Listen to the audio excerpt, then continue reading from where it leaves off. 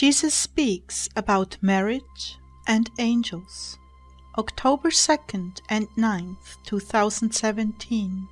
Words from Jesus to Sister Clare, spoken by Jackie.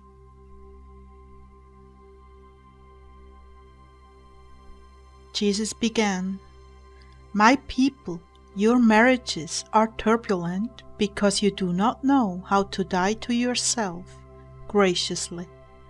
You have lived alone and done it your way for how many years? And you've cried out to me, 'Please bring me a life mate,' and I finally bring you together. But you are not willing to yield in the relationship.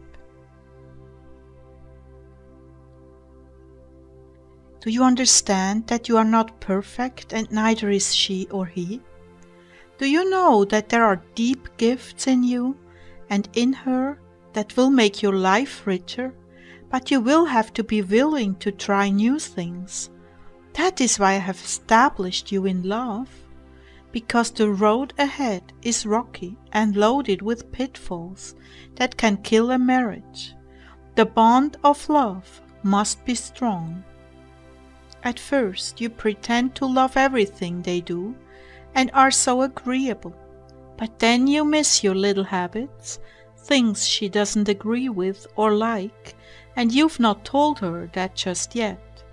But after a while you feel like you're living in a straitjacket, trying to please her and deny yourself. Honesty is so important, but you fear that if you're honest with her, she will not marry you.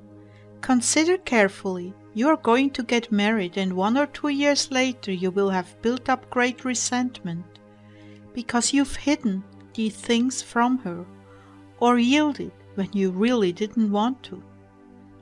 You want the freedom to have your habits back in your life, and you are growing in resentment and irritability. The resolution is in both of you seeking me first. Is this something I've been trying to get you to drop? Or is it a necessary thing? Is this something she could yield to, or something she needs to understand is important to you?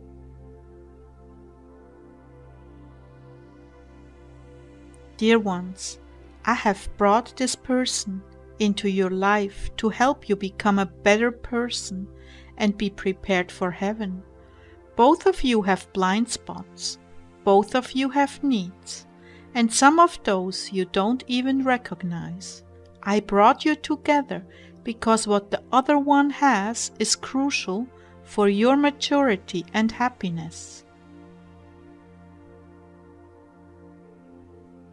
But if you are unyielding and set in your ways, not only will you experience conflict and a cooling off of your love for one another, but you will miss the great blessings I have in store for you when you are willing to let go of your former life to embrace a new and wonderful life with one another.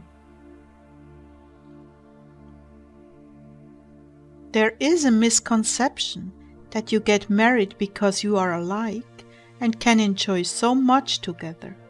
The other person becomes a tag-along friend when you pursue your goals. But there is so much more merit to a marriage that has opposite traits as well, as long as both of you are flexible and loving one another without an agenda, which, by the way, demons will constantly be trying to engage you in. But you like this, not what she likes. She needs to change, not you. Do I want you to cleave to your old ways, or do I want you to change them? Getting my mind and heart for your lifestyle is key. You will be happy if you obey. You will not be happy if you ignore me. Without good communication skills, honesty, humility, flexibility, brotherly love, and prayer, changes will be very turbulent and hurtful. Perhaps there is a bad habit that needs breaking, and you both agree to it. There is a right and a wrong way to go about changing it. Prayer and positive support, with yielding when necessary, will make it happen so much sooner and in such a better way. Some changes happen in the first few weeks, others after a decade.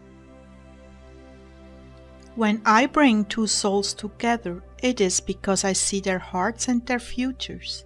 I see they will eventually be very compatible, because their heart goals are the same, but it will take great commitment to me and one another. When two people come together, there is a dying to selfish and destructive ways, to make room for the hidden gifts in one another to bloom into one exquisite flower. The two become one flesh, one heart, and one mind. Both have much to learn about one another, and both have numerous faults that must be given up in order to succeed. When the love is strong, there is a willingness to really try over the long haul, to see one another's perspective from the inside looking out, and be willing to make room for new life by dying to the old. Pray much for one another, dear ones, and you will see many miracles come to pass. I brought you together for a purpose. Nurture that, and my blessing will be upon your marriage.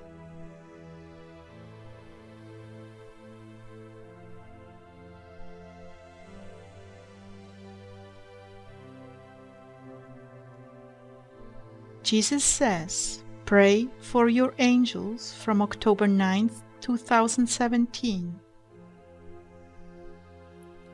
I wish for my people to know that their angels expend themselves for their cause, to protect them and their families.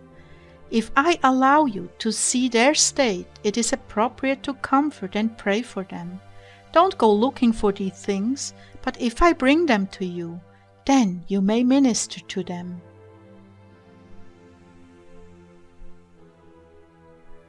I have teams and teams of angels, Clare. Just because one set are recovering from battle does not mean you are uncovered. I cannot leave you uncovered for even a moment. There are too many bent on harming you. So they accompany you and fight when necessary. Afterwards, they rest or are exchanged out for another, fresher team. So much, my people, has been done to loose demons on you in this moment of time. The proliferation of demons is staggering, but they are no match for my angels, and they have suffered far more casualties than ours. You owe a great debt to your angels, and it is always proper for you to pray for them and thank them. Always. They love the little souls, the humble, throwaway souls the world abhors. They particularly love to come to their rescue, so never fear your angels. They are there for your protection. Bless and pray for them often.